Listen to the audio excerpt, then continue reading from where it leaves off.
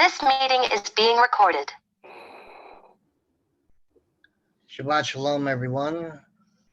Baruch Hashem. Today's parashat is an interesting one. Like one of these, again, a lot of people, when they read over it, they find it a little bit boring. Just to show you how boring it can be, it's just from some basic sources. Hitissa, Hebrew, biblically, for when you take. Okay.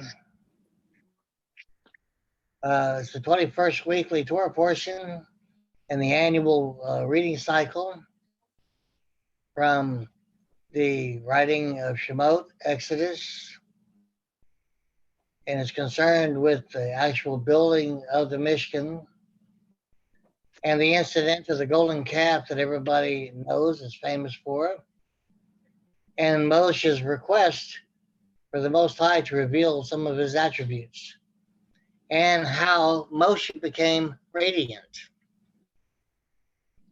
And so just looking at the summary of it all, you'll find it's not really very stimulating.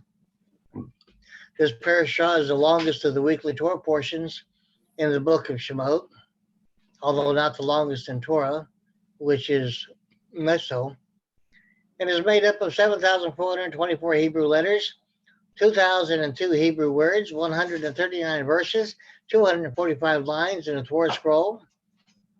See how interesting that can be? Now, where it starts getting still different is generally the 21st Shabbat after Simchat Torah in the Hebrew month of Adar, corresponding to February or March in the secular calendar. So we have a lot of real interesting small things to where we can get involved with here.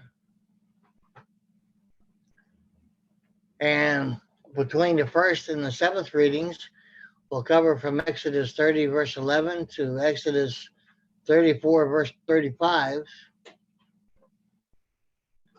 And so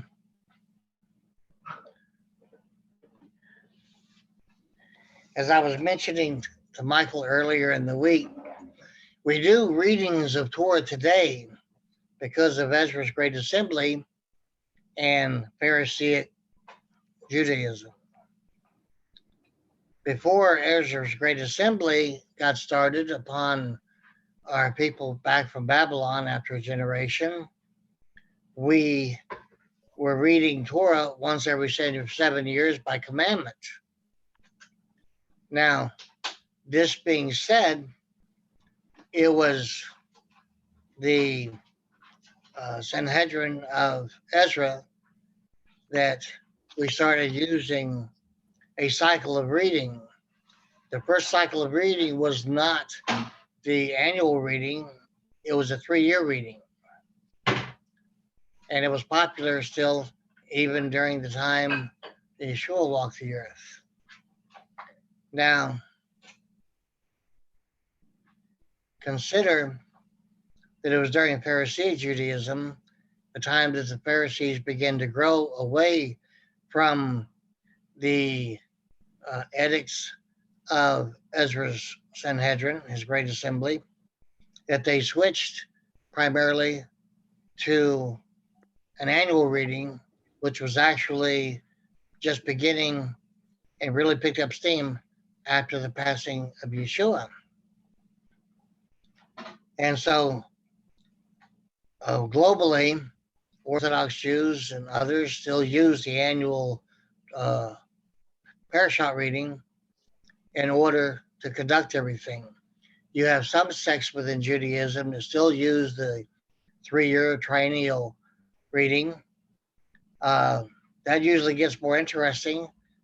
They don't usually study as much in the triennial reading because there's more to study in the annual reading.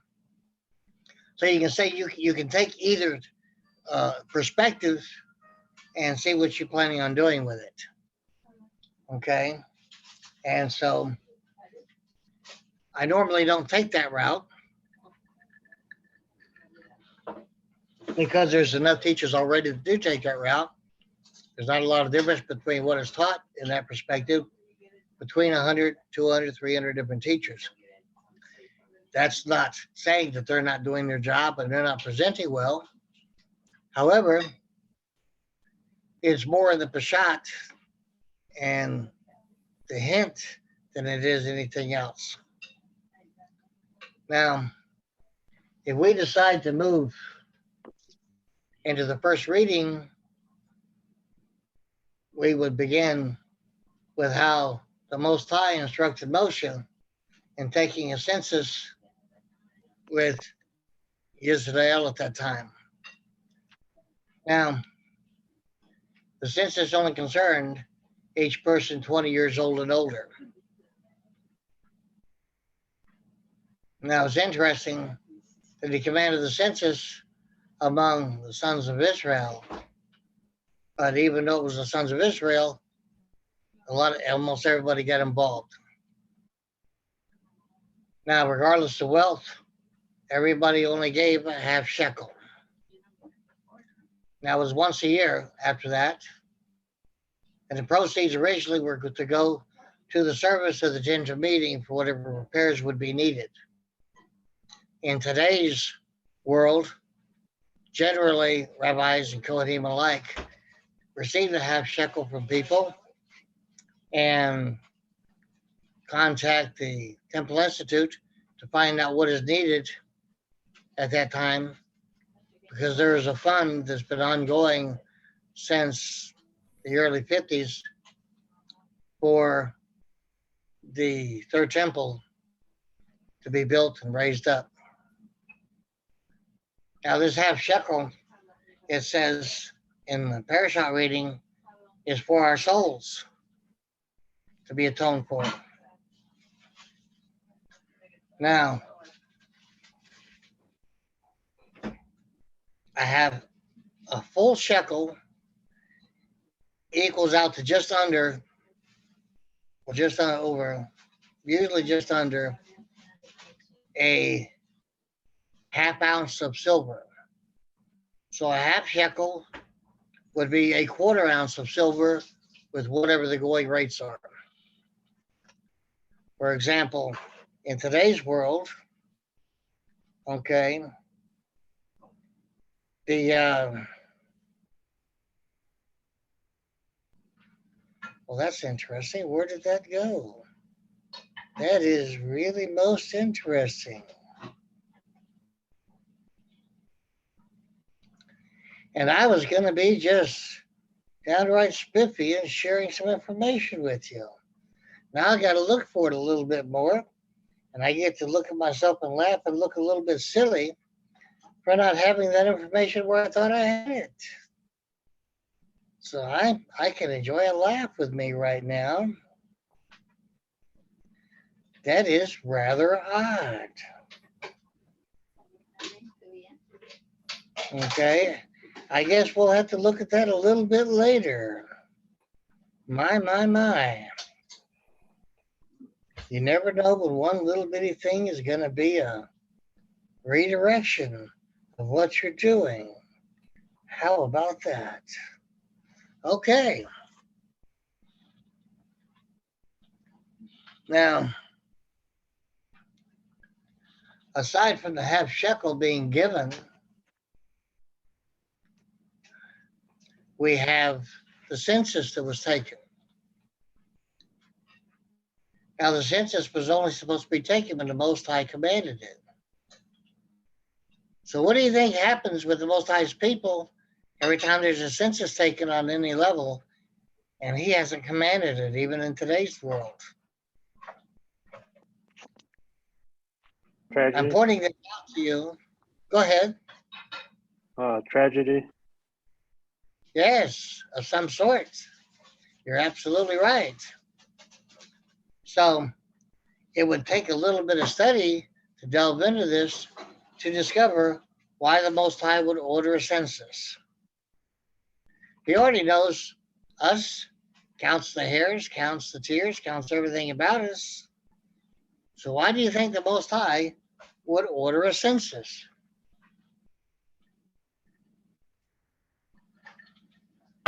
Everybody talks about the censuses being taken in different places. Have you ever considered why the Most High would order a census and why he would forbid it at different times?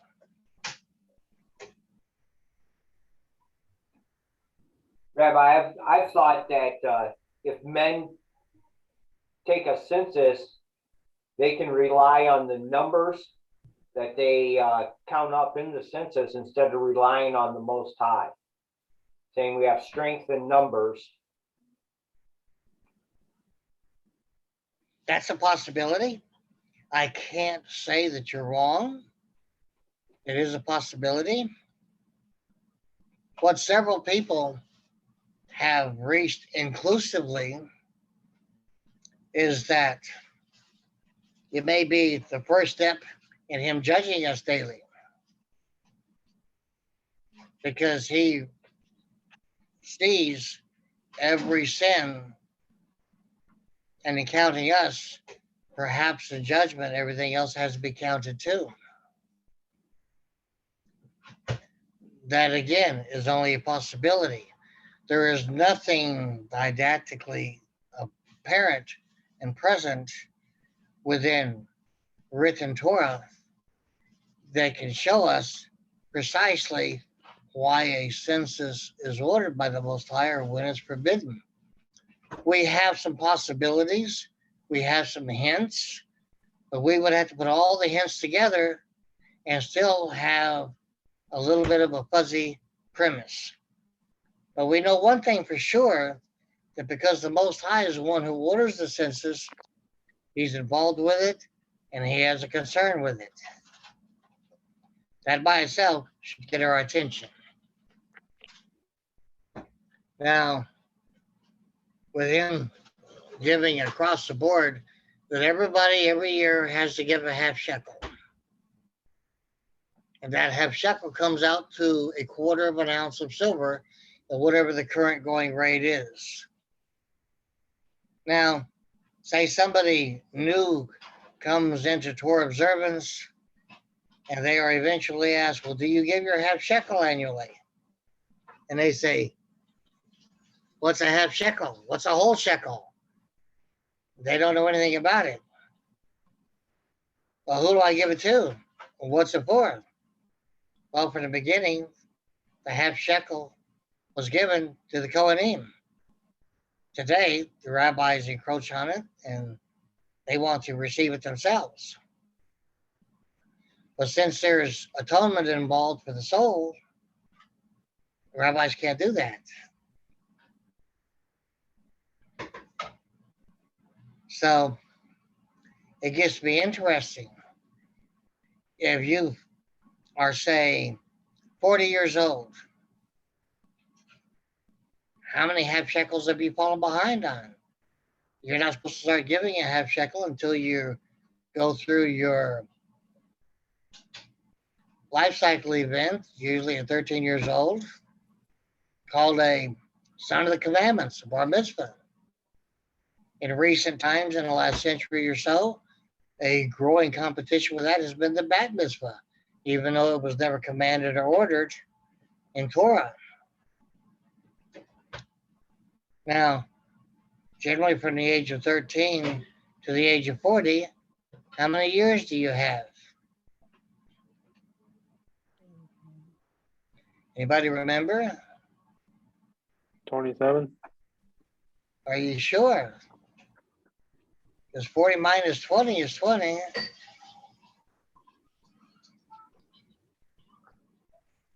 But 40 minus 13 is what? How about 27? Did you just say 27? Yes, sir.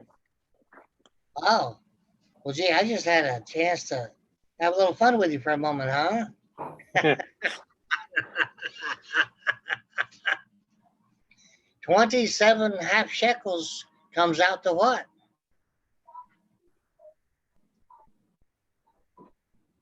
$13.5. Yes, almost. But we haven't gotten to Shavuot yet this year. Generally speaking, Shavuot was a time that the half shekels were given. And it's only a 1 day festival, a 1 day appointed time, similar to a Shabbat. And so the half shekels should be given either before, during, or just after Shavuot, Feast of Weeks. Now, 13, since we're not quite to Shavuot, we couldn't count it for today unless you're already 40. 13 and a half, 13 and a half. So that would be 13 shekels and a half. So how would you calculate that? You would have, if a shekel is just slightly under a half ounce of silver, how many ounces of silver would be in 13 and a half? Actually, there's 6 3/4 in ounce. So it's not 13. I ran it through the calculator just to help you out. So 13, so 27 half shekels comes out to what? 6 3/4 troy ounces. Okay. So you jump to the end of my little game. Okay. That's okay. Yep. We can still have fun with. So if somebody's coming into the faith, coming into Torah observance, and they're 40, so they would have to catch things up for the annual giving. They would have to come up with how many troy ounces? 6 3/4. That could make it interesting. Now, when you're giving for your generations, we can go back 5 generations. Now, listen to this for a second. It gets really interesting. Now, Michael, I'm going to use you for a teaching point. Okay. You have a father and mother. That makes you and those two, that makes 3 generations. Your father has 2 parents. Your mother has 2 parents for a 3rd generation. Each one of them have parents, which would make a 4th generation. Each one of them has parents, which makes a 5th generation. How many people is that totally?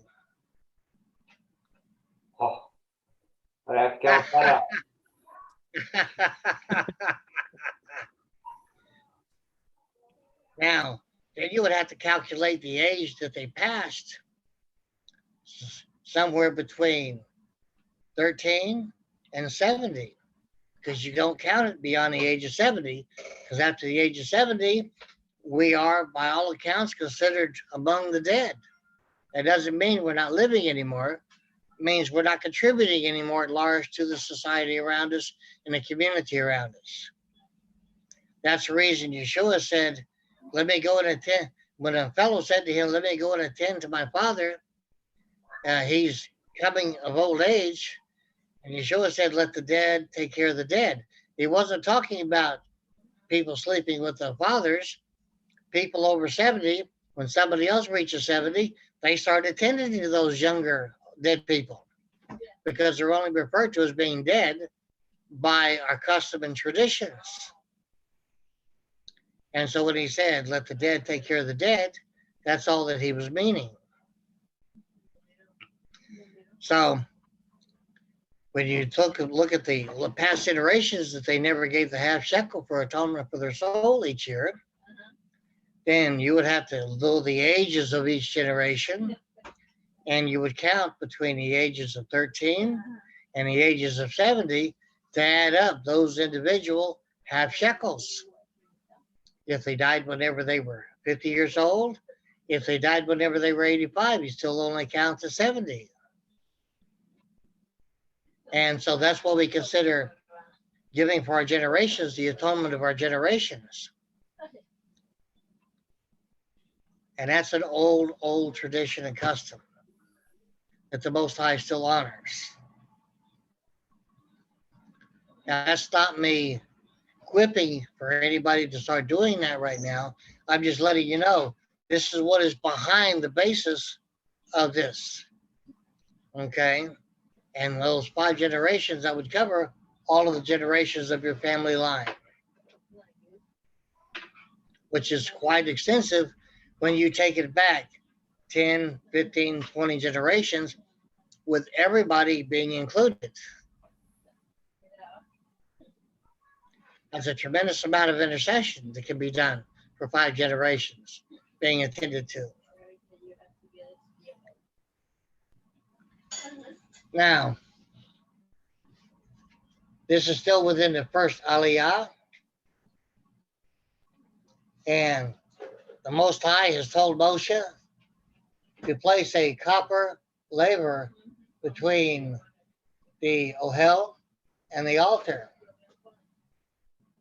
Okay, the Mizbelah, so that Aharon and the Kohanim could wash their hands and feet in water when they enter the Ohel or approach the altar to burn an offering, so that they would not die.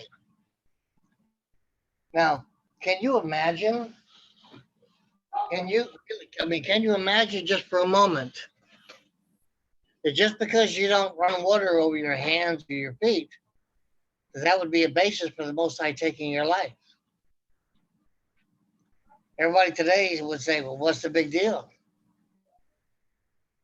Well, the big deal is the Most High ordered it. And he started making a difference with that and how to treat the Ohel and the Mishkan as clean and unclean, and everybody who would enter and leave. Which also provides another basic reason for a lot of people not entering into the tent of meeting beyond the entrance. Now, I'm having to mention it here because here we have the laver being introduced for the running of water over the hands and the feet. Okay, that would accompany that whenever the Kohanim would be leaving the service of the altar, whether it was the altar for the offerings or the altar for the incense, or to make sure of the candle lighting, they would have to change clothes before they left. And they would have to change clothes coming into service. So now, for them to wash their hands and feet with a laver to be made tahor, to be made clean for temple service, was that what people like to call today a ritual or spiritual cleaning? Which would be correct for them to be tahor. Anybody have an idea?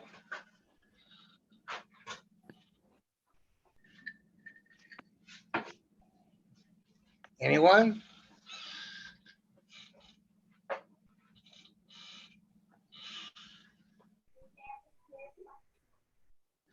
To give you a hint, whereas a lot of people today believe that most of what happens in service, the Mishkan, or the temples for that matter, would be just ritualistic, that would render being clean or unclean to be ritualistic.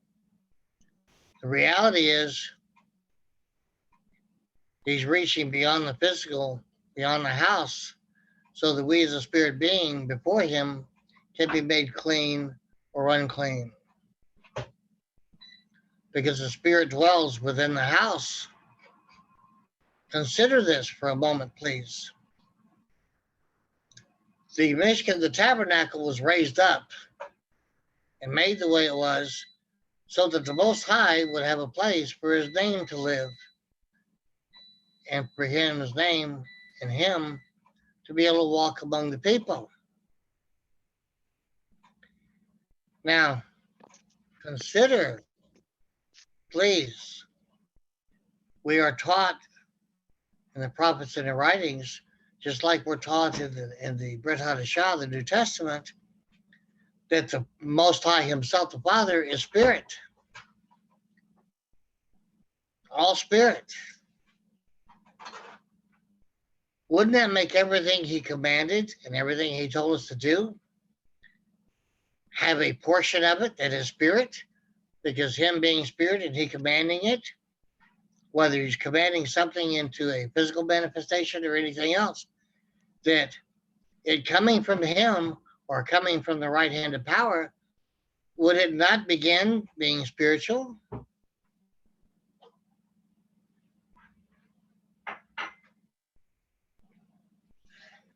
So to say that you are a spiritual person or to say that you are understanding this spiritually, does that make it of a less impact? Or for someone to say that they're a spiritual Jew or they are a spiritual person, they believe that they're attempting to separate the spirit from the physical so they can still do pretty much what they want to do physically, but they are very spiritual indeed.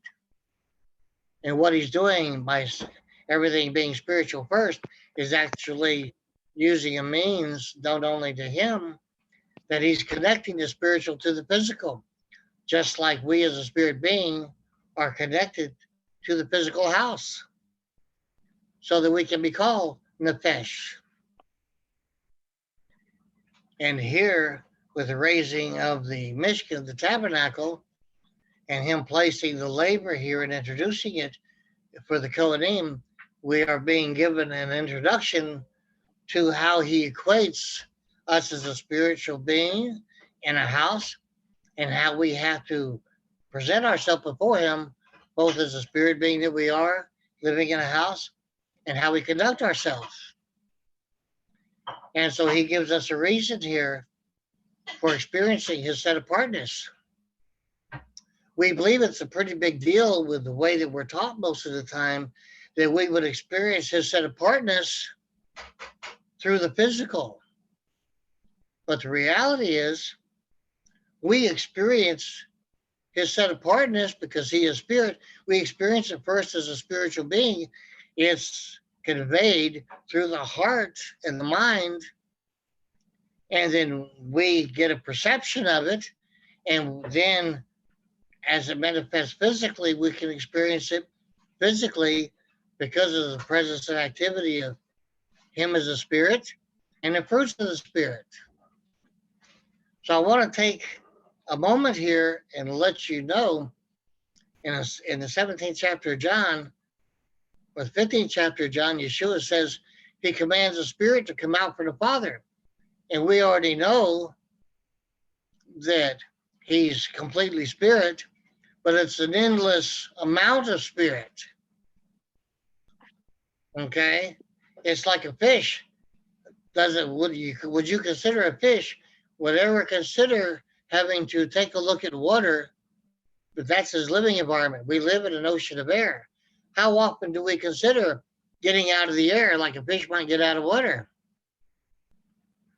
With the way that we live, because we are air breathing mammals, Homo sapiens, upright beings physically, and yet by being this physically, we provide a house for us as a spirit being to conduct ourselves and to live and to negotiate a physical presence.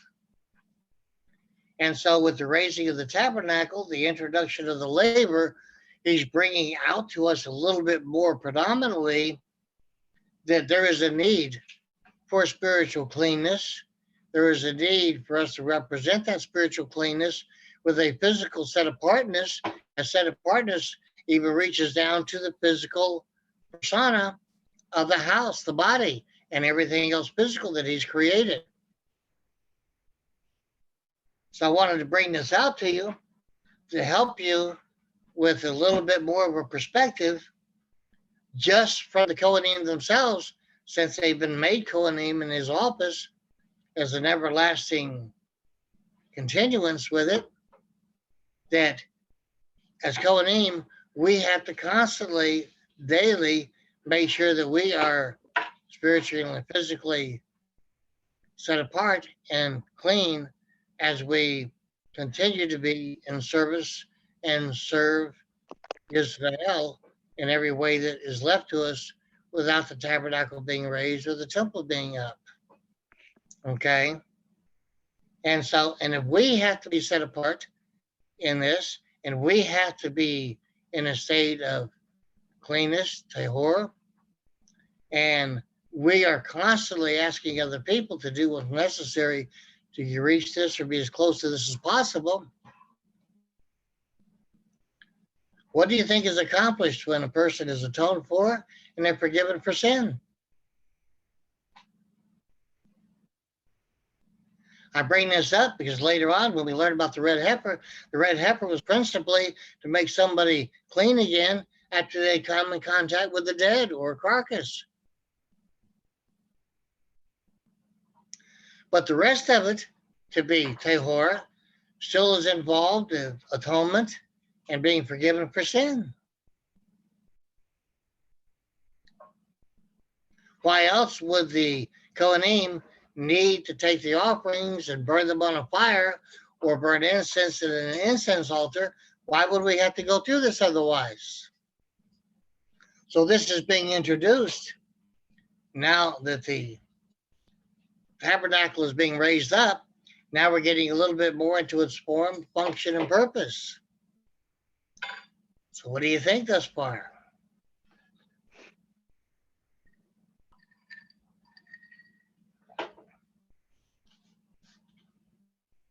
Anybody? Somebody? Nobody? Yeah. All of the nobodies, all of the somebodies, all the anybodies are listening. A new perspective.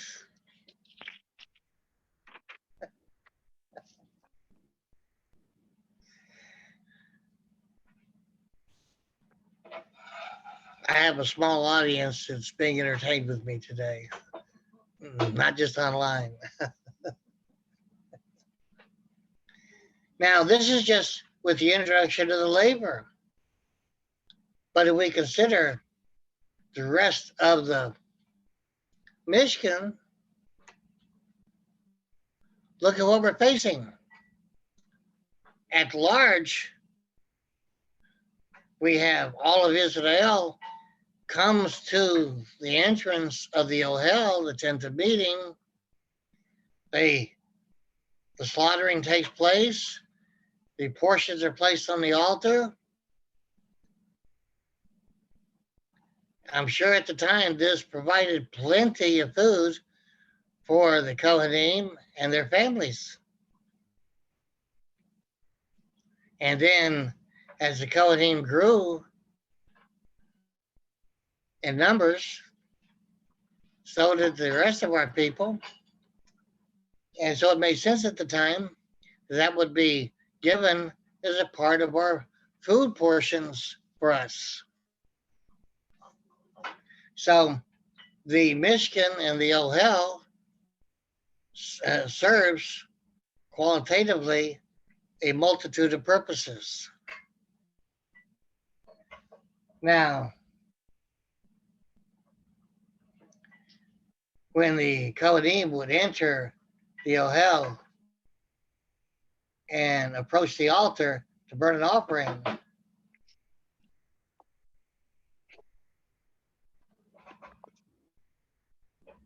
they would have to have, because the offering was acceptable, they looked on the heart. The owner of the offering would be considered or spoken as being tahor, clean, and of their heart being whole before the Most High. And then they would take the offering that has been slaughtered and made portions, and they would put it on the altar. And now, would they ever put the blood or the meat on the altar always? Would they do that?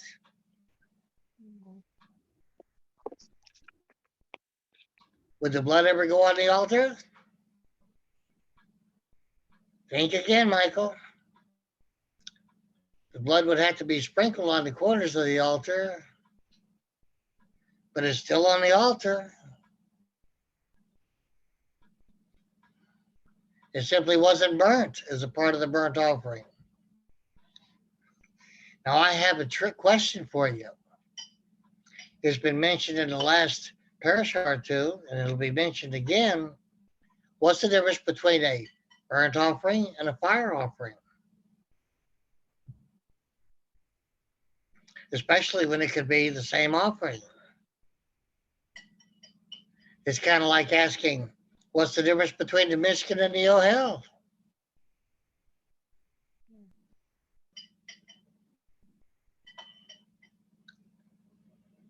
Now,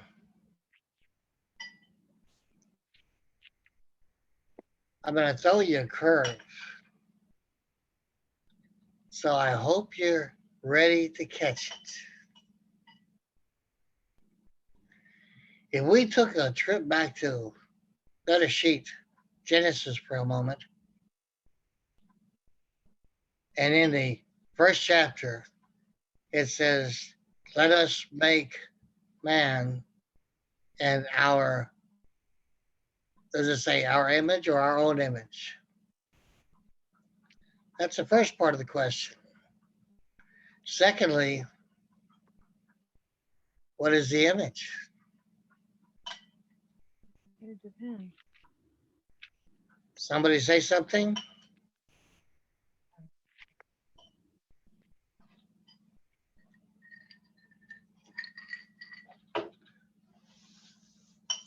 To answer that question, you have to go back to both of the creation accounts of us being made as a spirit being.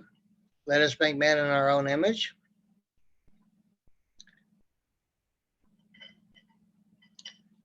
I don't remember, when was War of 1812 fought? 1862. Oh, okay. So 1812. we were first made as spirit beings in his image. And then he took from the red what? Was it red clay? Red or red. Say again. This is the clay. Say again. Clay. But the red was actually a hue.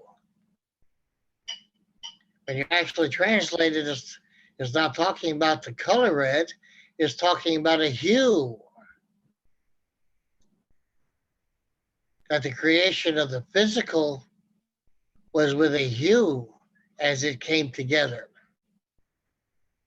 So when we, made in his image, were placed inside this house that had a hue to it, because we weren't placed inside of clay, we were placed in what the clay became.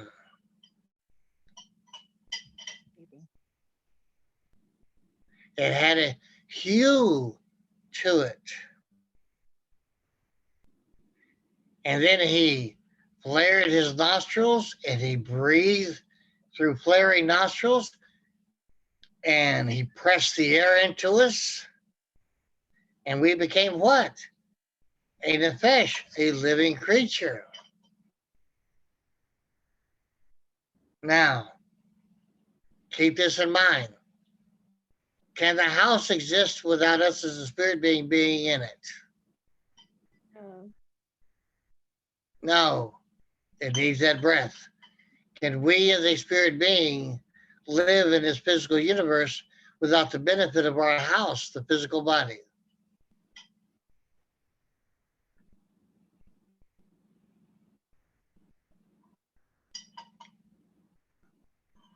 No answer? Say it again, please and thank you. Can we as a spirit being exist and live in this physical world without living in our house, the physical body? In this physical No. world. Tell me why you say that, please. We're no longer a I'm not part of this. suggesting you're wrong. I'm just asking you why you said it. Mhm. Okay. In Shlomo's writings, Solomon in Kohelet, it states that absence with the body is present with the Most High. So if we lose the body, where do we go? Back with him. Yes.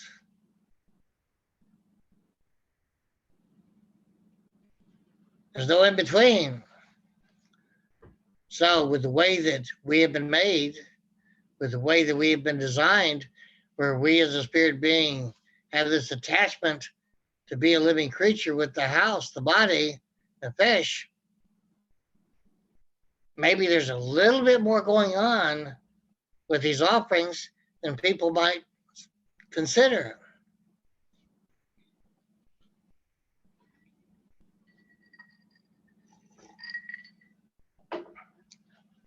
You getting a little bit more interested in this tabernacle stuff now? Now, when he makes us and he designs us first in his image, and then he designs a house for that in particular individual spirit being that each one of us is.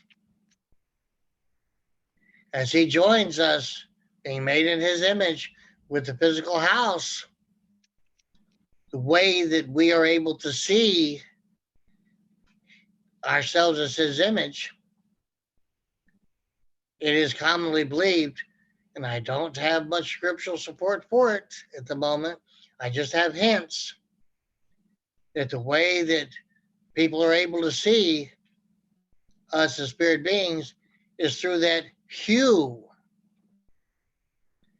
Don't you find it interesting that when people talk about our aura, A-U-R-A, aura, that what they're really seeing is a hue of different visible colors in the color spectrum?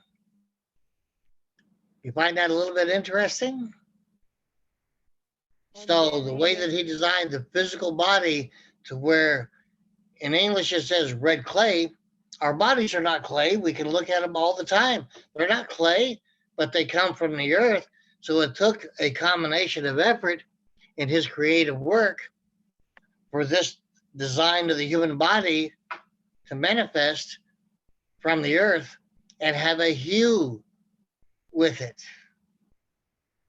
That hue, they say, has different colors of whether we're spiritual or not. But have you ever considered that as we as a spirit being in his image and made a living creature by being in the house, that they would see a little bit of us, perhaps? The spirit being that we are by that hue that some people can identify with? And how close you are to the Most High? How much you do what he commands you to do is also seen as a part of that hue. So what do you think of this now? With the atonement that a person can receive and the forgiveness of sin that a person can receive. When a person is atoned for and then a person is forgiven, I've heard people tell me they actually feel whenever they become tehor again, clean, spiritually and even physically.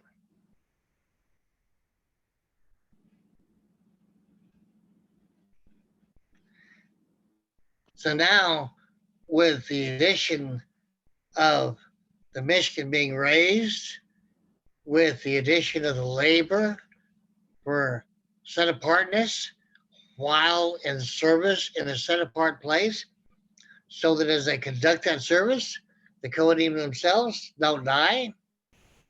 Included in all of this now, there would be no purpose in them needing to be set apart if they weren't going to be involved in atoning for those individuals. And there would be no need for it if they were not needing to be set apart by the Most High through that water, because water has a memory And part of that memory there would be the set apartness, and even the water itself being used with its memory and it being used for set apartness. Can you consider that even that water with the memory, the only memory it's got is the Most High's attributes, his fruit of the Spirit, and being tahor, clean, within the set apartness of the Mishkan and the set apartness of the Kohanim? How's it starting to sound? So how important of a piece did this water in this lather play?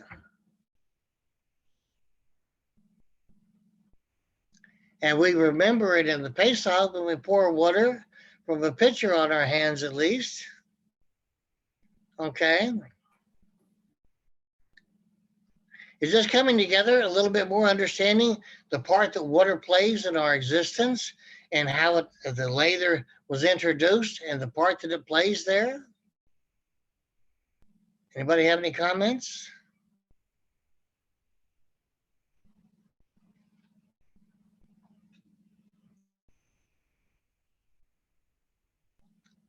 Or would you rather be counting words and letters?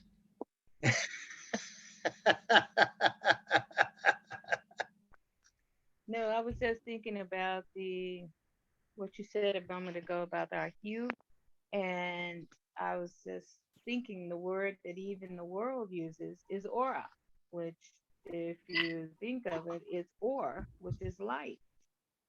So, wow, they didn't realize that they did really get that close to what it really is. It is a light that you can feel and As a see. spirit being, we are in reality a being of light. Yep. And so that hue is that part of us that they can see through the physical form.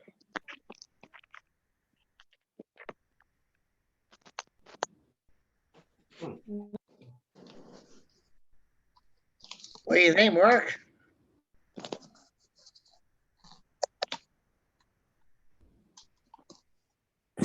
That's Kodesh water.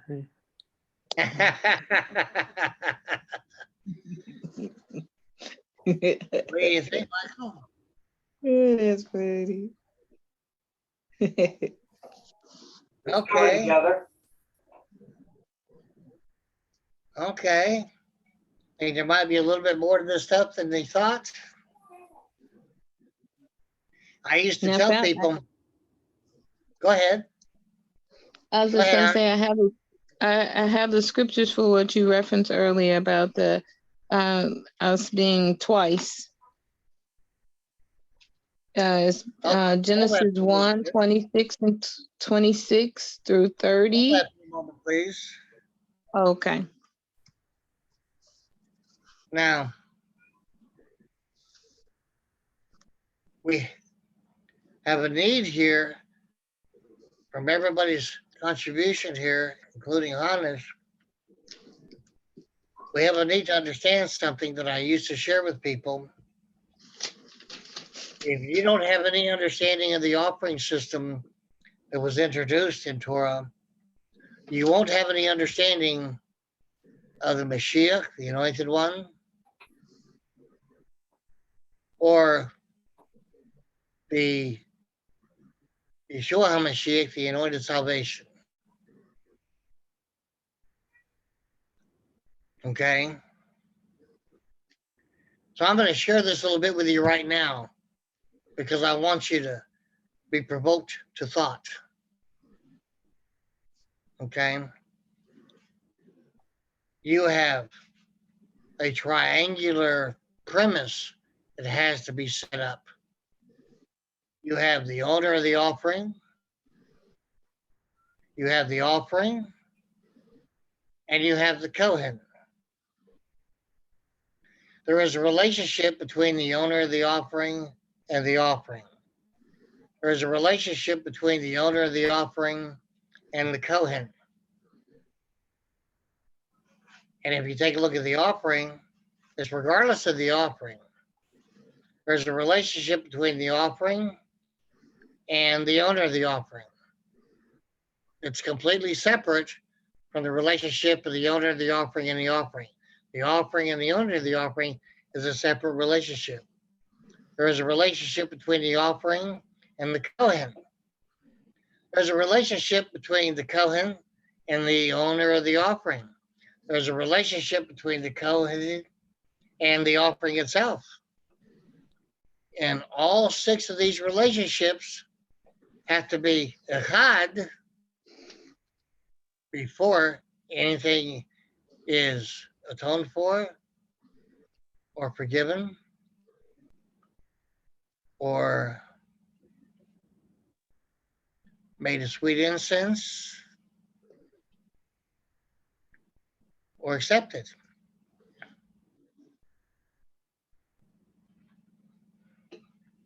Over and over and over, these relationships have to be worked through.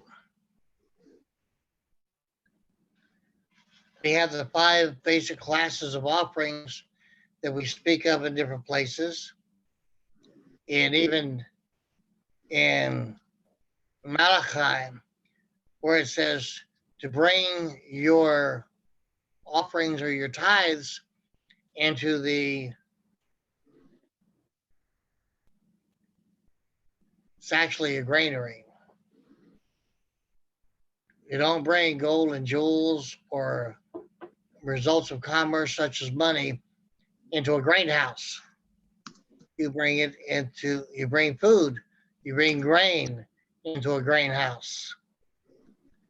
Now, there's only one place mentioned in Proverbs where it teaches from wages and earnings and profits, you give another tithe there. Now, all this is related at the beginning in this parashah,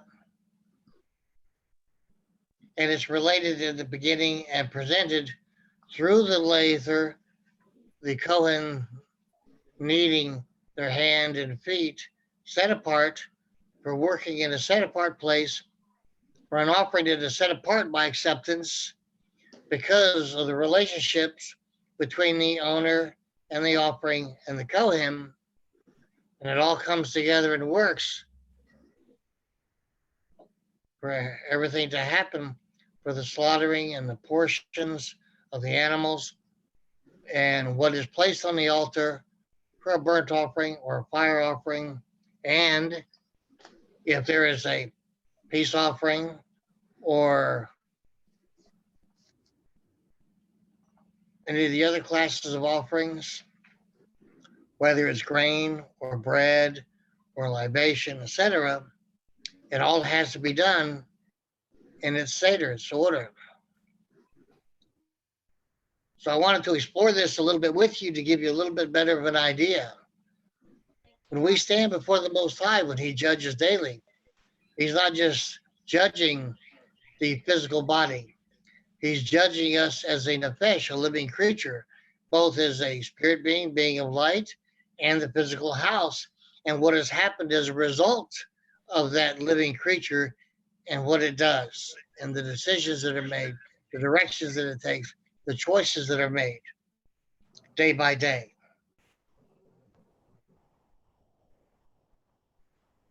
So with the Mashiach, the Anointed One, following the pattern that was given with the tabernacle, and the tabernacle being a shadow of what already existed on high, we have a continuance of a pattern here. So before I go any further, give me a little feedback.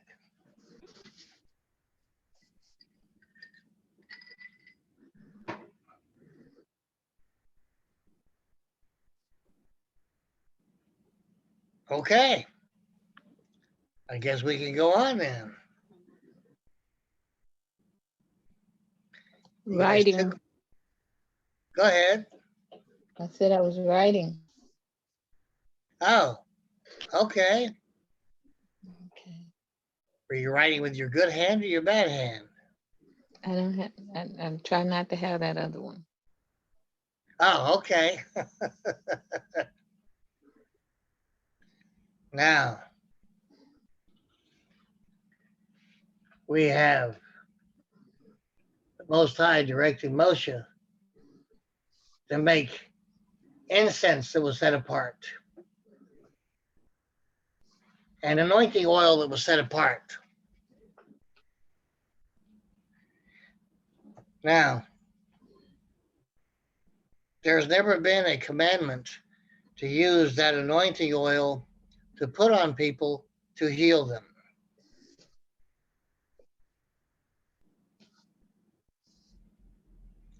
In the Brit Hadashah, where it says the men of a community would come together for a person physically sick, the oil that they put on that person, oil was considered, and it still does, is considered to have healing properties.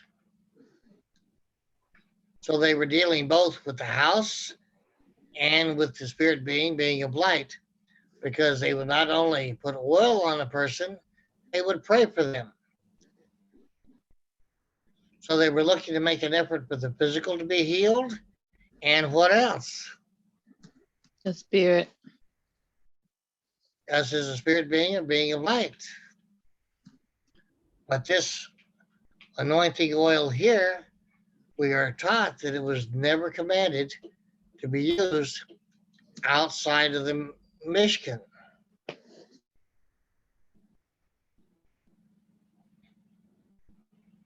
Now, it gives us the herbs that it's used for the anointing oil and for the incense.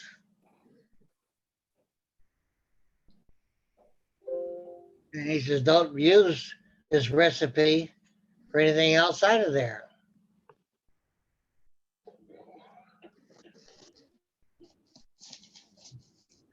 Now, we come to another area.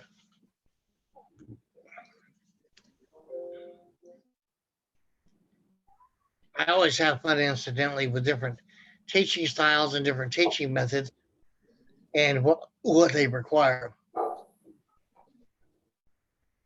Now, it states that the Most High gave to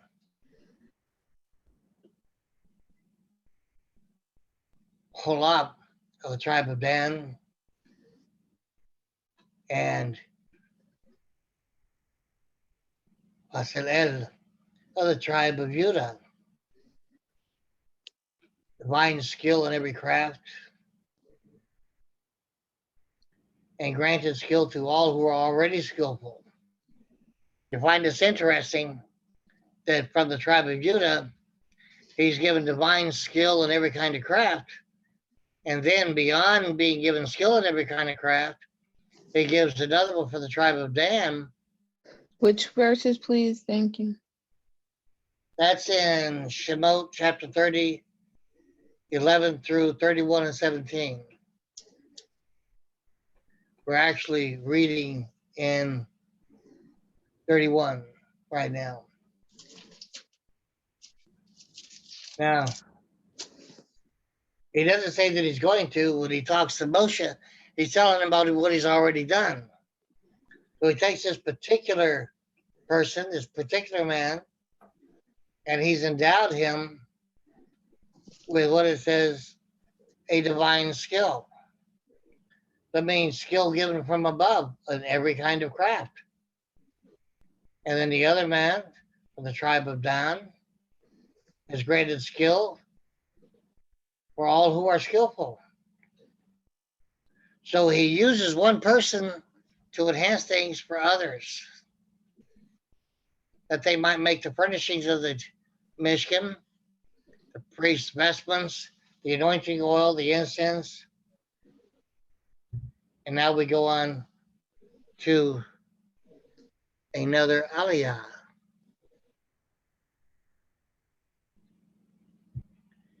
And Most High, before we get there, says to Moshe, he admonishes Israel to keep the Shabbat on pain of death. Now, it's interesting the extent that he goes on with the Shabbat here. Okay.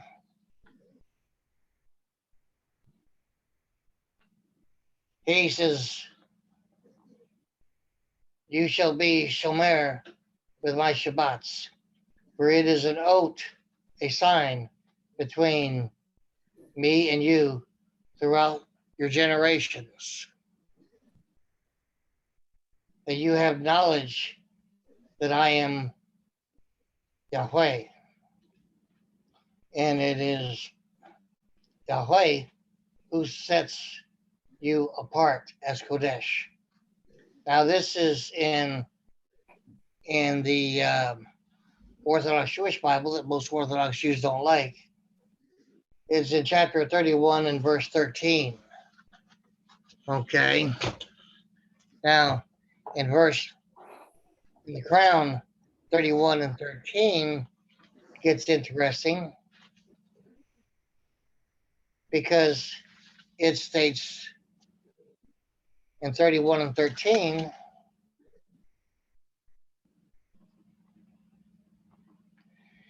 ye shall speak to the sons of Israel, saying, ye shall observe my Shabbats, for it is a sign between me and you for your generations, to make it known that I am Yahweh who sanctifies you.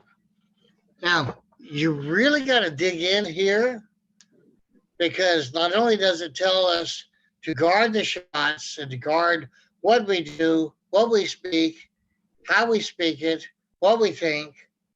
These are the obvious things.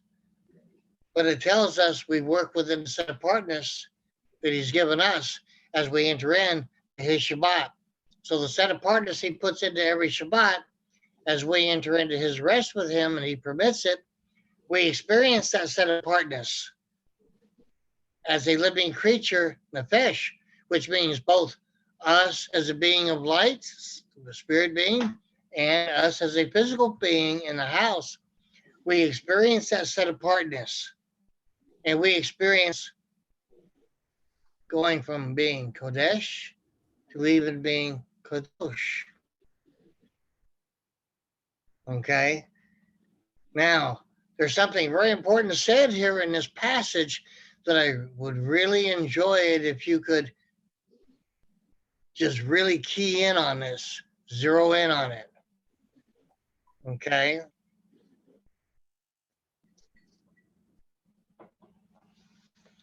Because he states here in this passage, okay,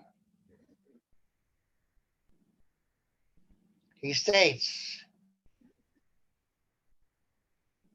first, observe my Shabbats. Second, it's a sign between me and you, not us and him, but him and us.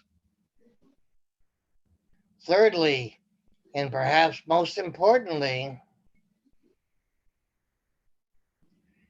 he says, because of the Shabbats that I'm doing the first two, this is the way I make known that I am Yahweh who sanctifies you. It's through us keeping the Shabbats and entering into his rest, into his set apartness, that he's making known to us that we become set apart through him. It's him and his name that sets us apart. That's a tremendous illusion. That's a tremendous way for Scripture to allude to what he's doing in his activity with us every Shabbat.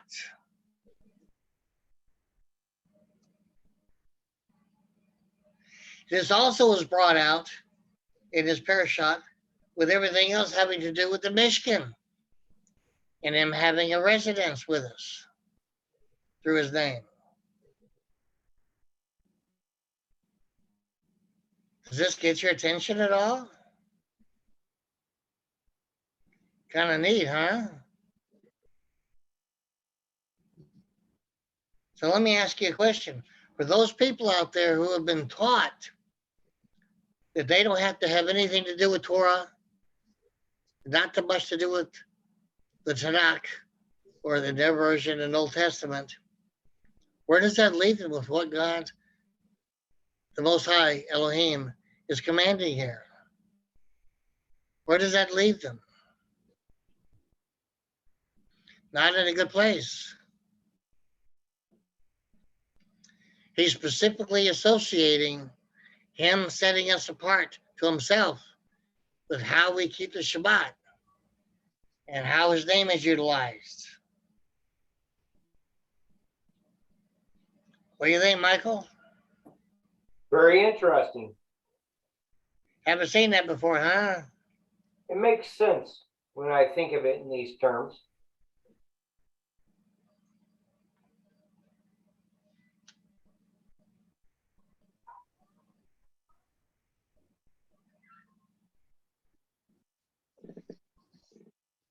He wants everybody to know in the house of Israel. He says, speak to the sons of Israel, and this is what you speak to them.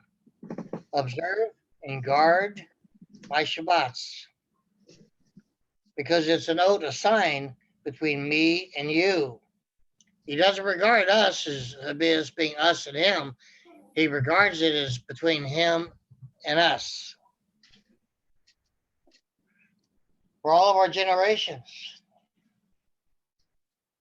And to make it known that it is Yodhe Wahe, Yahweh, that sets us apart, sanctifies us. And with that set apartness, Tehor.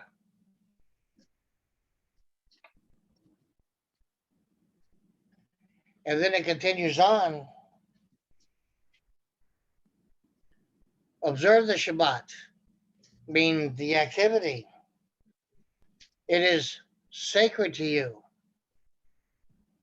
Now, what's the difference between observing the Shabbat and acknowledging that it's sacred? What does the word sacred mean? Because he said it has to be sacred to us, coming from him.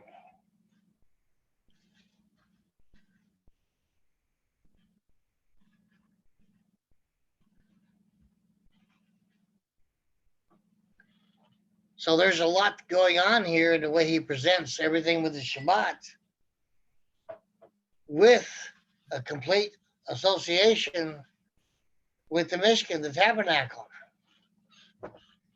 Now, people today, they like to say something. They like to say that he's tabernacling with us. He's tabernacling with me, within me. Now, based on the instruction just for the Shabbats alone, not just for the Shabbats, but how is this telling us to conduct ourselves with his commands day by day, with every interaction, with prayer, with praise, with worship?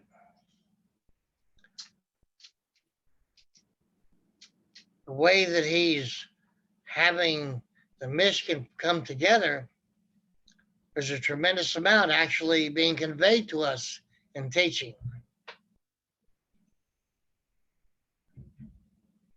What do you think, Mark?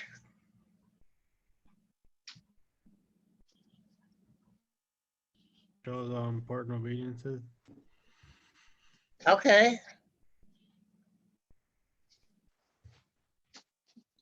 So how much attention on a daily basis does this deserve from us?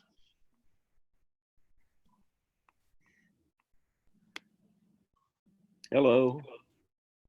Well, Shabbat Shalom, John and Maria. Yeah, can anyone hear me?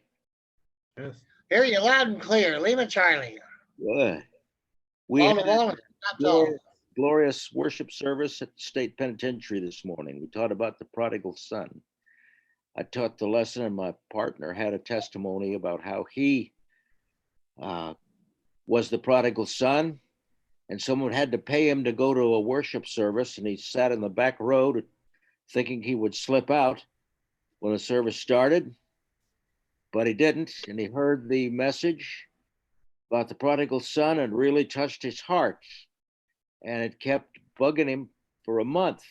He was under conviction of the Holy Spirit, and 30 days later he accepted Christ, and he's been very, very in fire for the Lord ever since.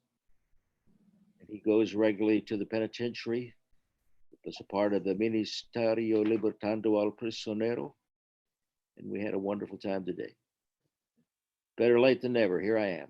Here I am. All right, sir. Thank you. I appreciate you. We appreciate you. And where are we in our study today? We are in Shemot, Exodus, in the Parashat Kitissa. ¿En qué, Sir, ¿En qué capítulo estamos? chapter 31 through 34. Right now, we're reading out of chapter 31. We've just read the 13th and 14th verses out of chapter 31. 31st verse, you say? 31st chapter, Uh-huh. 13th and 14th verses. Okay. Just one more little thing.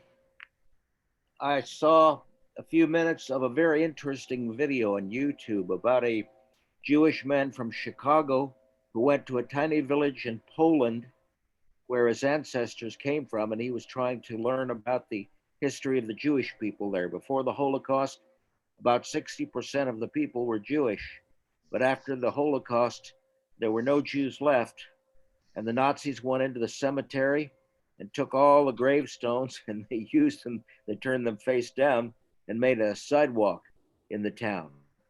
And this man and a friend were digging up the gravestones and seeing what the inscriptions on them said. And I thought it was interesting. And there was a young All man right. in that town who collected all kinds of it, whatever information he could gather about the Jewish people of that town. Thank you. You're welcome. Well, adelante.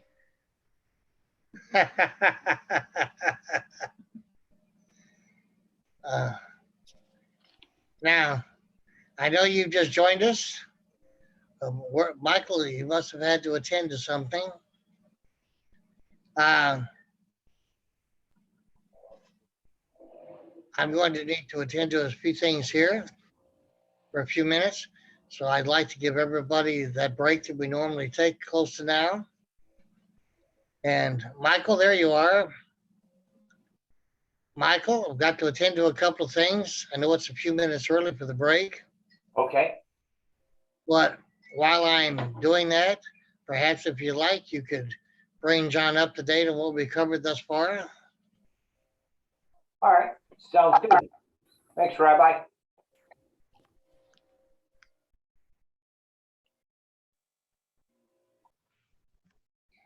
This meeting is being recorded. So if you turn to 2 Corinthians chapter 6.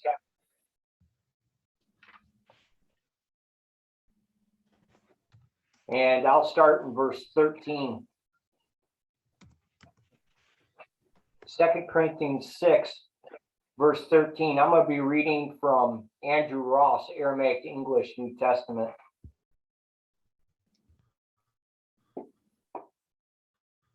I speak as to my children. Pay me the debt which you owe and expand your love towards me. And don't be yoked with those who do not believe. For what fellowship has righteousness with iniquity? Or what fellowship has light with darkness? Or what agreement has the Mashiach with the accuser? Or what part has a believer with an unbeliever? Or what agreement has the temple of Elohim with that of demons? For you are the temple of the living Elohim, as it is said, I will dwell among them and walk among them, and will be their Elohim, and they will be my people. Therefore, you come out from among them and be separate from them, says Master Yahweh, and don't come near the unclean thing, and I will receive you, and will be to you a father, and you will be sons and daughters to me, says Master Yahweh, the Almighty.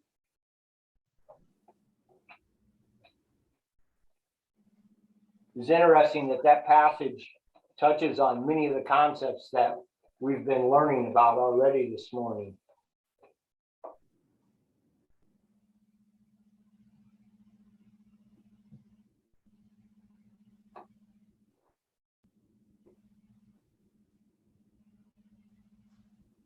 All yours, Rabbi. Shabbat Shalom, Baruch Hashem.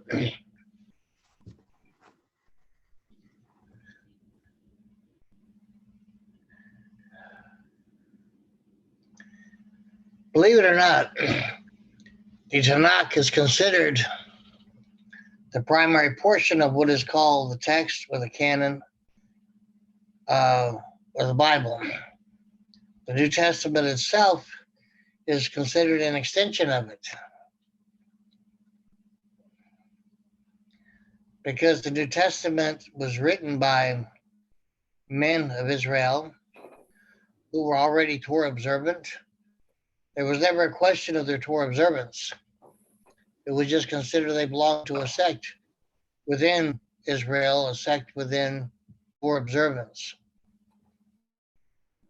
They had all been taught the same things in their generation between Palestinian Judaism and Pharisaic Judaism. Palestinian Judaism had been born out of the teachings from Ezra and his Sanhedrin, his great assembly. And so, because of the mainstream work of the Pharisees, their primary goal and function had been to make sure everybody had gained an understanding of Torah and Torah observance, and therefore everybody could better be there for each other to help each other through bumps in the road. The Sadducees, on the other hand, were a lot more concerned with temple service. You had more Kohanim involved with the Sadducees than you did the Pharisees. I know what is taught in the New Testament, that the Kohanim did not believe in a hereafter of sorts, but the Kohanim all had to adhere to what Torah teaches. And so if you're going to adhere to what Torah and the prophets teach, you would have to have some basis of belief in a hereafter. Now, the Kohanim made up between 56 to 60% of the Sadducees, but the rest were not Kohanim. Kohanim made up between 30 and 40% of the Pharisees, and they were primarily scribes, and the rest were not. So there's a lot there that most people have not really looked at closely. And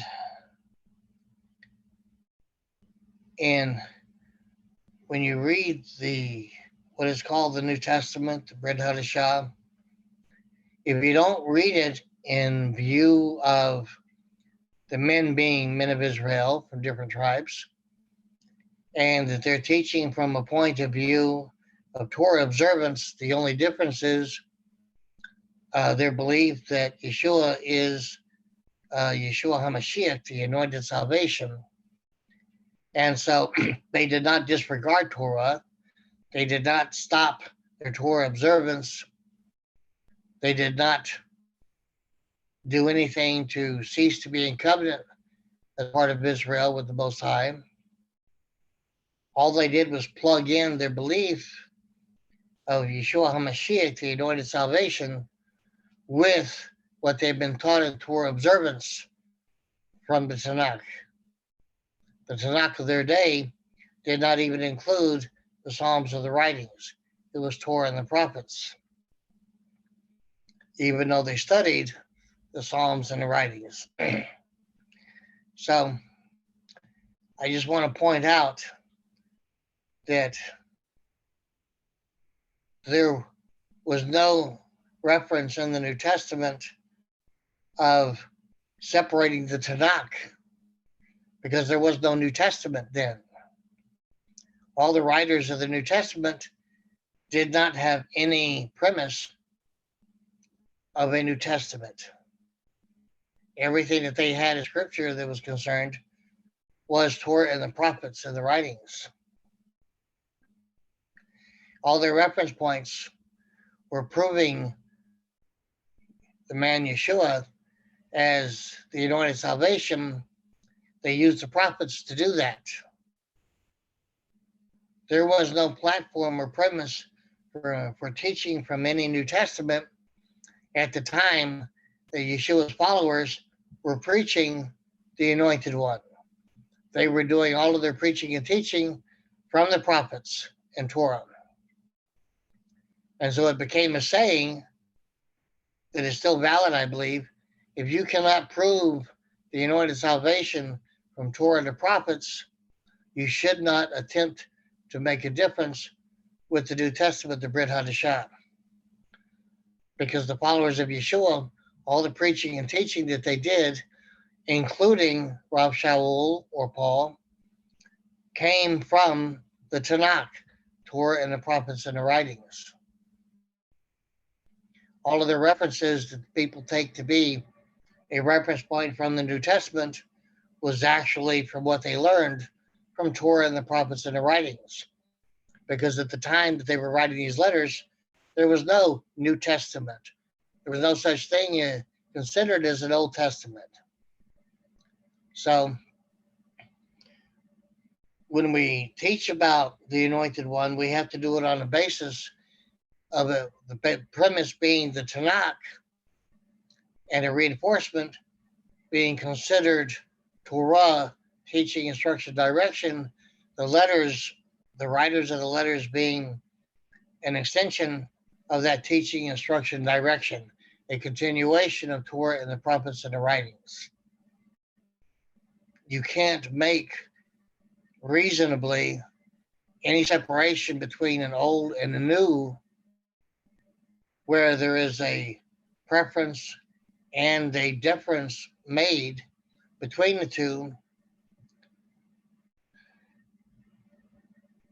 The word church actually came from the Gaelic word kirka, and then over a period of 300 years or so, kirka from the Roman Catholic Church became church.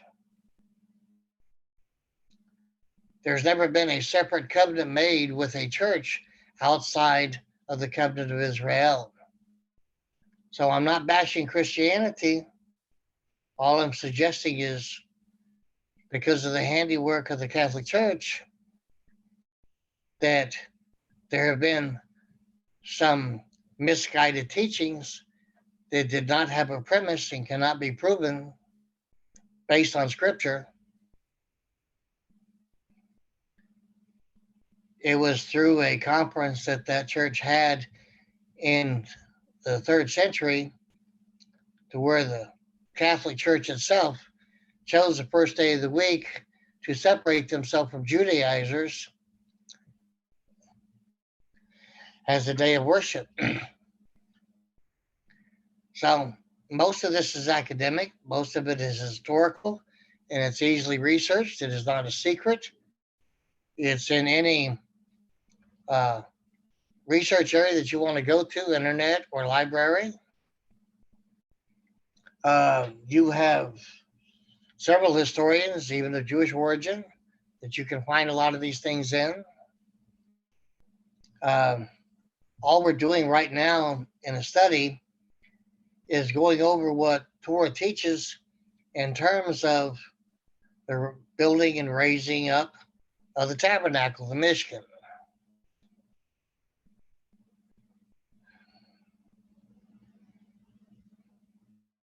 So we will have to do a separate lesson to address the atonement that was performed by a firstborn man we call Yeshua. Yeshua meaning salvation. During the time of his life, very little reference was made by anybody addressing him in his public teachings, especially. Nobody cared about the name Yeshua a lot because it was as common as Jones or Richard or Tom or Harry.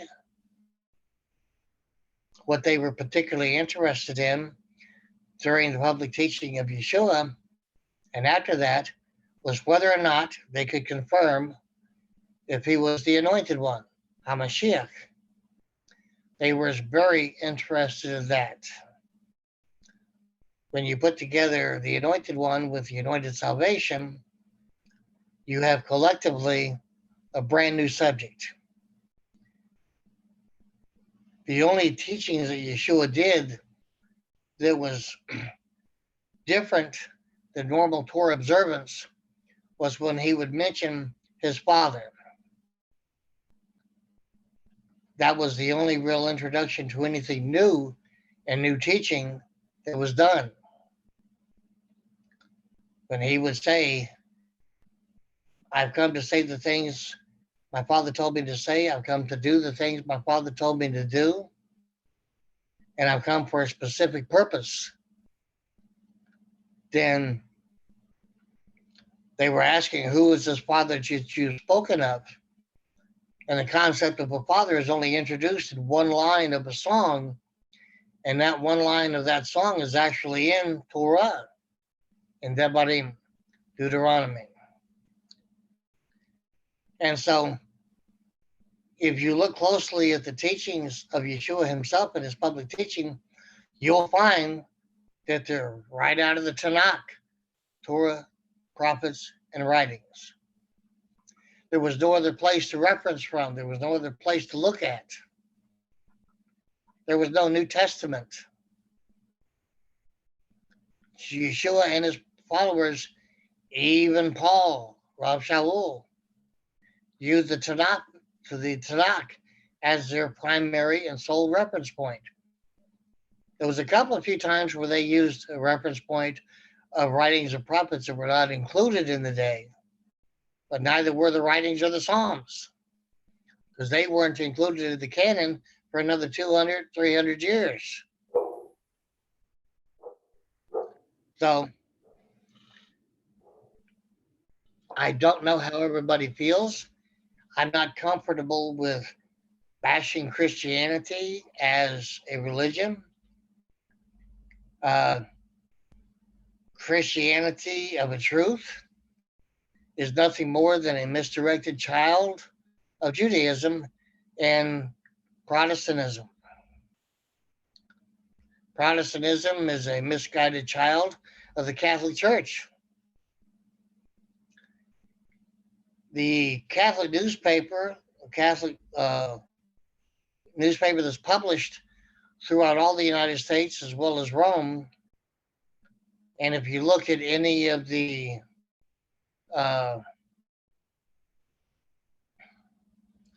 books that are used in Catholicism for teaching young people, you will find that they openly admit to changing the day of worship from what the Most High ordered on the seventh day of the week. They changed the day of worship to the first day of the week. They also state quite openly, and it's easy to find, it's not a secret, that they changed 1,000 other things in the Bible, and they don't owe an apology to anybody because they have the authority to do it. That's their posture.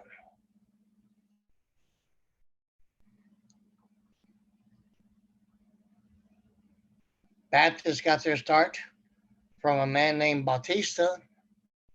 I'm sure if anybody takes the time to start doing study research, they'll find out where the origins of most of the denominations in Christianity and the sects of Christianity are. They go back to the Protestantism that started as a result of Martin Luther's 99 Theses nailed on a cathedral door. I'm going to ask Michael to share a paper that I wrote with all of you. He's got all of your emails. I'm going to ask him to send it out. Okay. If the Tanakh and Torah observance is not your primary premise, and you accepting the New Testament as a witness of Torah observance, then at some point, we're probably going to need to sit down and talk a little bit more, because while you may feel like what I'm saying is a misguided teaching, Christianity has erred in quite a few places.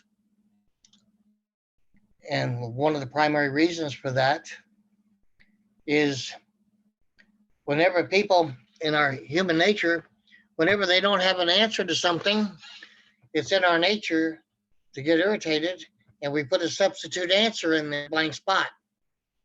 And if that substitute anchor stays in that blank spot for any length of time, it begins to be accepted as a truth. Once that substitute answer does seemingly become accepted as a truth, it alters perception, opinion, understanding, and further study, and the direction you might take it.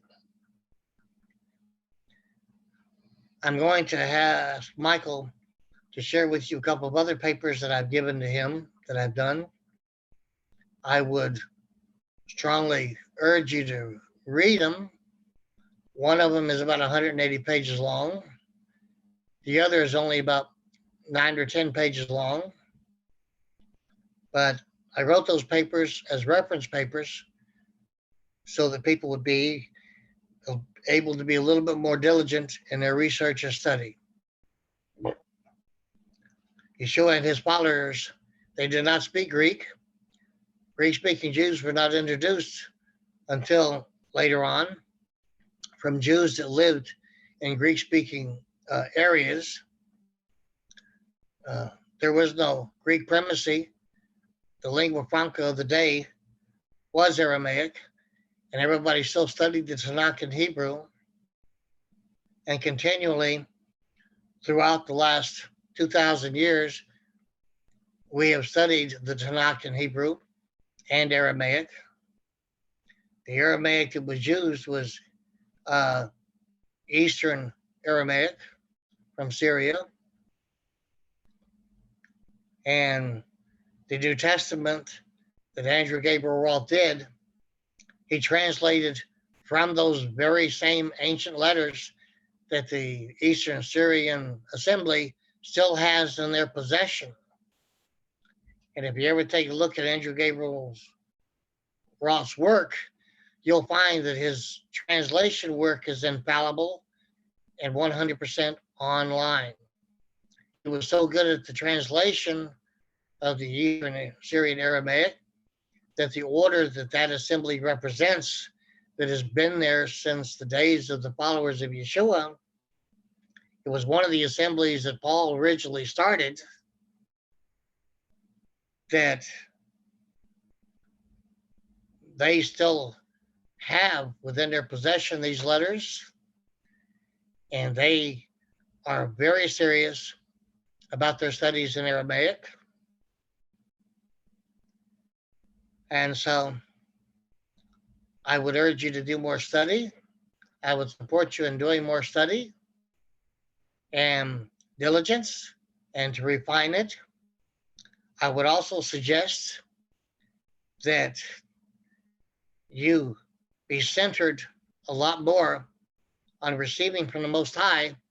And as he shows you a truth, be open-minded with your relationship with the Most High, to be willing to receive with openness what he reveals to you in study. And so all I'm suggesting is loyalty can be very blinding as the Most High attempts to grow us in our relationship with him.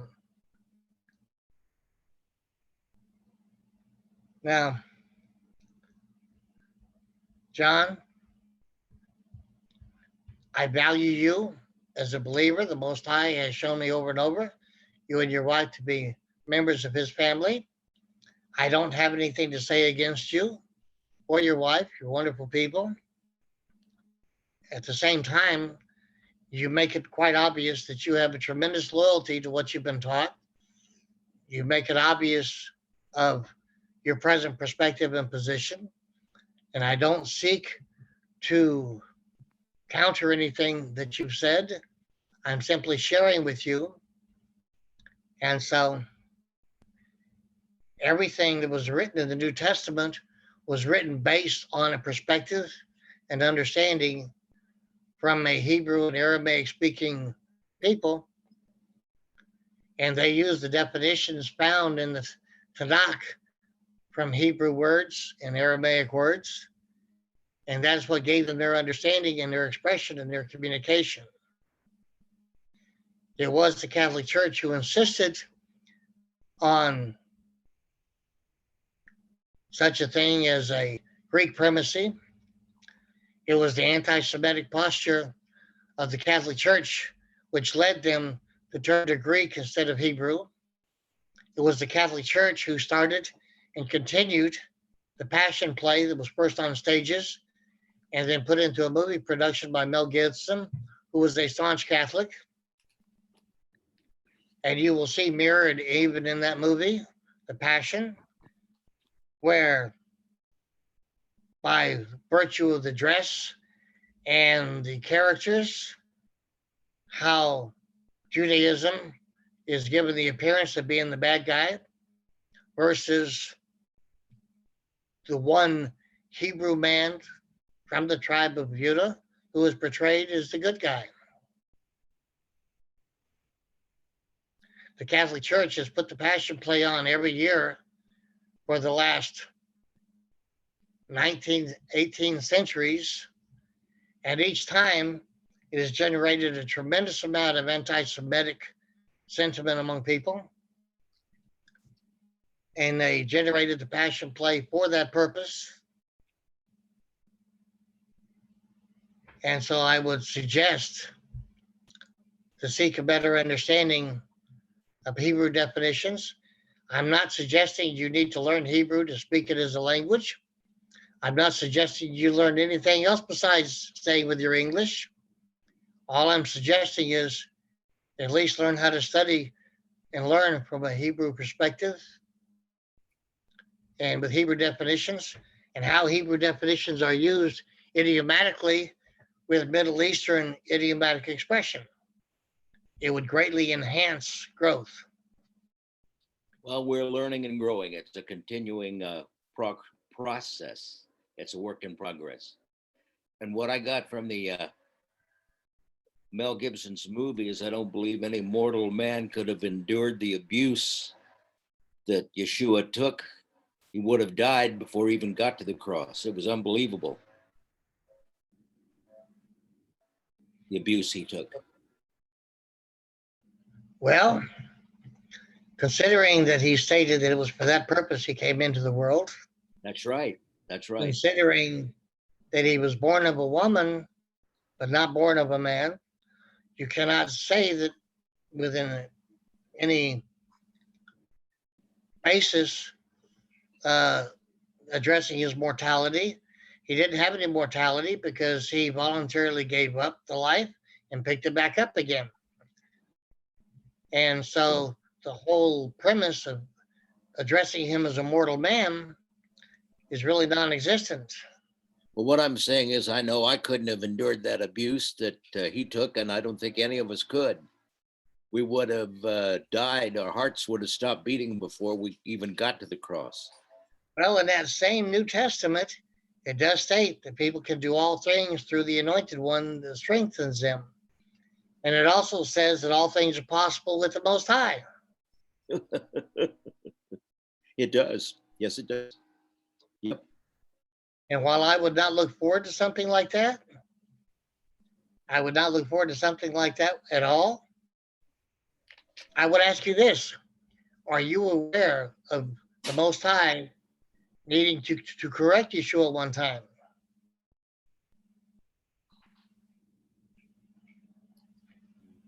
No, I can't recall. I probably read it, but what was it? I'll look it up. Well, as many things, it kind of hides out in the open because people's perspectives blinds them. That doesn't mean that there is a fault of anybody in not seeing it. When Yeshua was praying in Gethsemane, the garden, he was starting his prayer asking if it was possible for the cup to be removed from him. I remember. Yet, Then he said, nope, not my will, but thine. but nonetheless, all I'm sharing with you in that phraseology is that he had to in turn defer to the Most High after he had made his position known. So when he said, if it's possible for this cup to pass from me, knowing his Father in heaven, that all things are possible with him, the unction that had to be there with him after that was that nevertheless, your will, not my will. But it was the way that it was premised, the way that he presented it.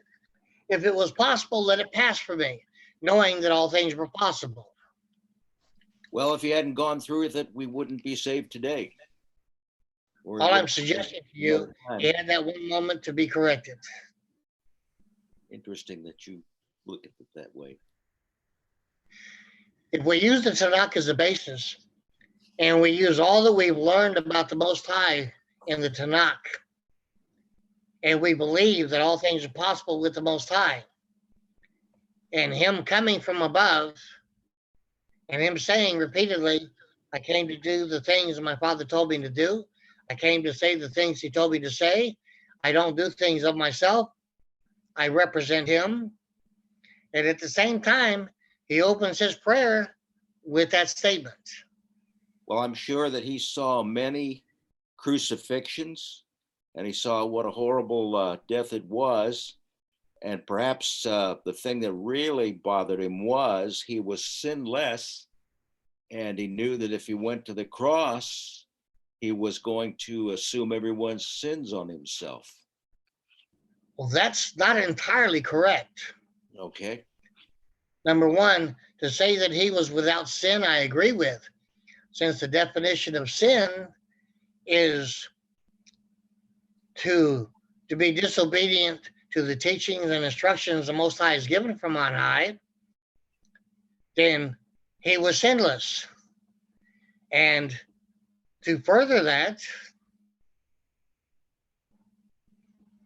agreeably, it does not say that he forgave sins on the cross, the execution stake. It says he did an atoning work. That is repeated. Atonement is not forgiveness. Okay. In Hebrew, the definition of atonement is that which is worthy of execution or death. That is wrong. I just misspoke. The atonement had to be for guilt, because the definition of guilt is that which is worthy of execution or death. The definition of sin is disobedience to Torah or trespass against the law, depending on the Bible that you're studying out of. So what I'm saying to you, there's nothing in the definition of sin that warrants a man's death.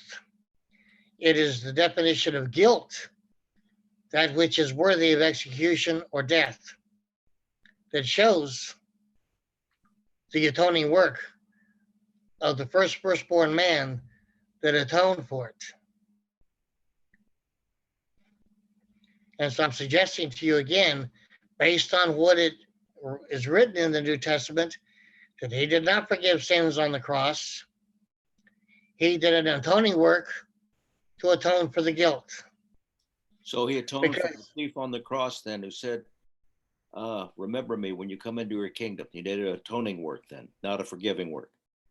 Well, I won't seek to banty with you back and forth from one verse to another. I'm just Because seeing if I understand your concepts. What he did when the the thief on the cross, when he said, remember me, the word remember in Hebrew means to speak on behalf of. So the thief was saying, remember me, speak on my behalf. put in a good word for me then. Okay, that's another way of saying it, yes. So there's no more offering for atonement? Say again. There's no more offering for atonement? But you give an offering to me, for example, and I say back to you, Hasham Kafar. The atonement is done. From one offering to another offering. However, I also strongly counsel people that whenever they have received atonement, whenever they've given an offering, they still need to go to the Most High and ask for forgiveness of sin. It's even as a Pharisee who approached Yeshua in the New Testament said, we all know no man can forgive sin. So by what authority are you forgiving sin? Because before he ever did his atonement work on the cross with people that were being healed, he was also forgiving sin.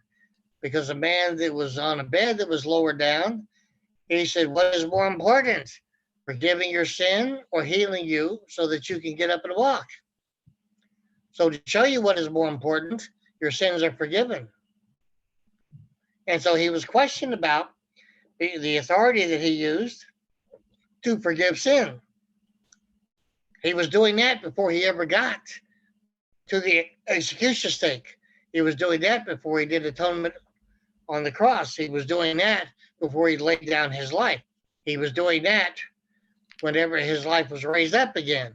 He was doing that before he ascended on high. So he was already forgiving sin before the end of things took place.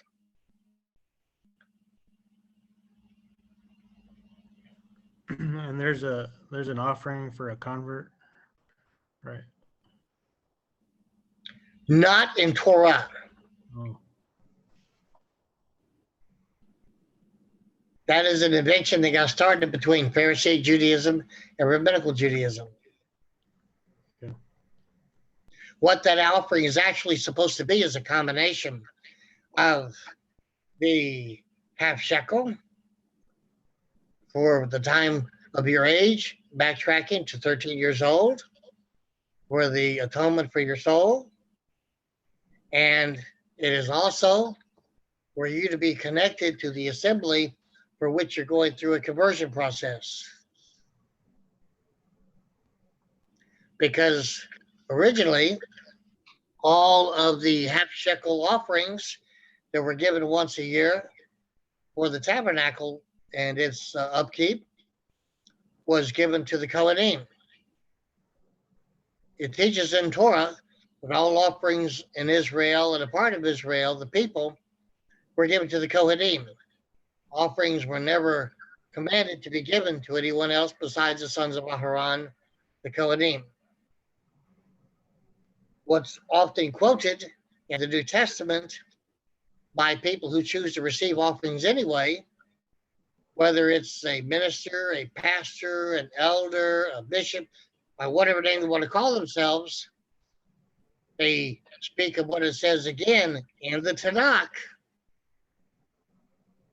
that an oxen is worthy of eating from what he works of. Now, the best that I can tell you, based between definition and idiomatic expression, is what that means is basic necessities, month to month. A roof over somebody's head, clothing, food to eat on, monthly essentials being taken care of.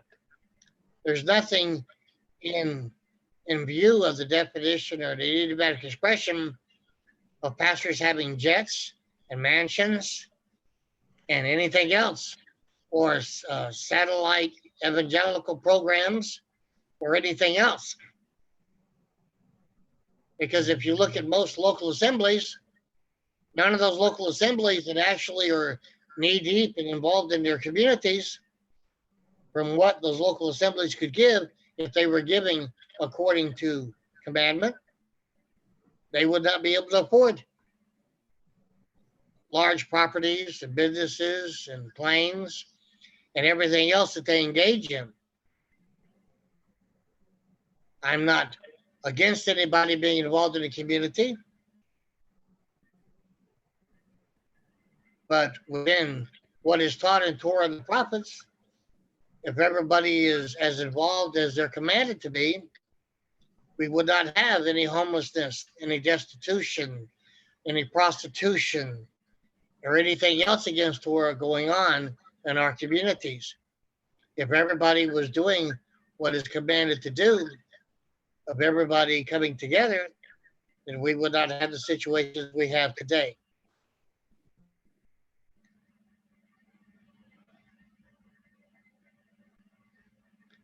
John, I'll let you know, there are several assemblies where I teach the leaders of those assemblies based whenever on a monthly basis.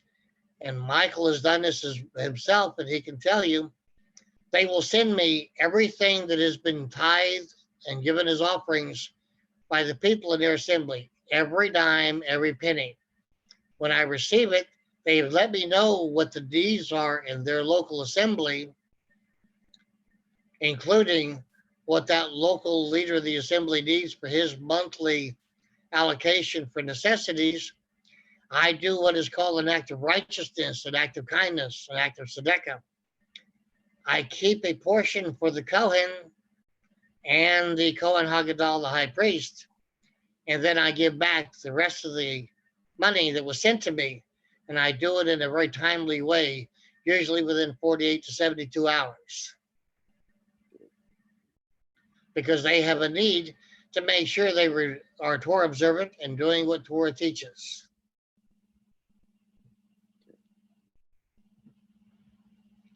If Rabbinical Judaism was doing everything Torah was teaching, we would have less problems in Rabbinical Judaism. I'm not picking any one particular group to bash. All I'm saying is one is either Torah observant in a relationship with the Most High through the Anointed One, or they are not. Or they are in some part of Torah observance while they're growing, one way or the other. That is the job of the Most High and the right hand of power, in a way that is the Spirit of the Most High is directed, one way or the other, by the right hand of power. So that hasn't changed since it was first introduced in the Tanakh. During the break, I found the video that I spoke about earlier. It's called Shtelt, S-H-T-E-L-T, S-H-T-E-L-T. It's a documentary about a Jewish man from Chicago who goes to a remote tiny village in Poland. I believe his ancestors came from there, and he was searching for information regarding the fate of the Jewish people in that town. I thought it was interesting, and maybe other people might enjoy seeing it too. Shtelt. Thank you very much. You're welcome.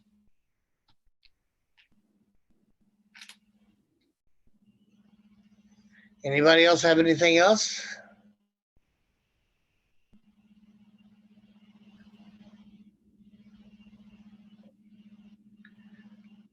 Michael, I've begun to bring things to an end with a lesson close to 5, because you guys are about 40 minutes or so behind us.